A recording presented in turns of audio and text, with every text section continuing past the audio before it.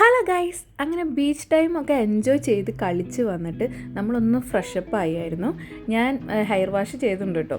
കാരണം ഷാമ്പും കണ്ടീഷണറൊക്കെ എങ്ങനെയുണ്ടെന്ന് അറിയാൻ വേണ്ടിയിട്ട് ഞാനൊന്ന് എൻ്റെ തലയിൽ പരീക്ഷിച്ചായിരുന്നു.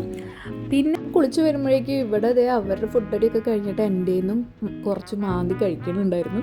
അത് കഴിഞ്ഞ് ഞങ്ങളതേ പുറത്ത് പോയി നൈറ്റ് വൈബും നൈറ്റ് വ്യൂ ഒക്കെ കാണാൻ വേണ്ടിയിട്ട് ഞങ്ങൾ അങ്ങനെ പുറത്ത് ബീച്ചിൻ്റെ സൈഡിൽ പോയി ഇരിക്കാമെന്ന് വിചാരിച്ചു. അത് കഴിഞ്ഞ് ഞങ്ങൾ കുറേ നേരം അവിടെ ഇരുന്നതിന് ശേഷം ചേട്ടനൊരു കോള് വന്നു. കോൾ അറ്റൻഡ് ചെയ്തുകൊണ്ടിരിക്കുന്ന സമയത്ത് തന്നെ ഞാനിപ്പോൾ വരാമെന്ന് പറഞ്ഞിട്ട് ആള് ഓടി.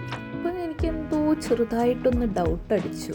കാരണം പിറ്റേ ദിവസം എൻ്റെ ബർത്ത്ഡേ ആണ്. പിന്നെ ആൾ എന്തെങ്കിലുമൊക്കെ സർപ്രൈസ് തരാൻ വേണ്ടിയിട്ടാവോ എന്നൊക്കെ ഞാൻ വിചാരിച്ച് എനിക്കൊരു ഡൗട്ട് വന്നായിരുന്നു.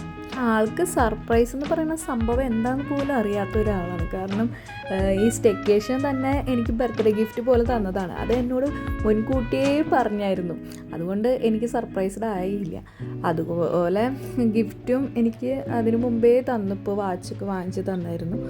അപ്പോൾ കേക്ക് തന്നെയായിരിക്കും, ഞാൻ പ്രതീക്ഷിച്ച പോലെ തന്നെ കേക്ക് തന്നെയായിരുന്നു. അങ്ങനെ ഞങ്ങൾ കേക്ക് കട്ട് ചെയ്തു.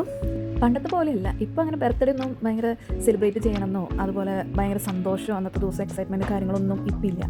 കാരണം ഏജ് ഇങ്ങനെ കൂടിക്കൊണ്ടിരിക്കുകയാണല്ലോ, നമ്മുടെ ആയുസ്സും കുറഞ്ഞുകൊണ്ടിരിക്കുകയാണല്ലോ എന്ന് ആലോചിച്ചിട്ടായിരിക്കും.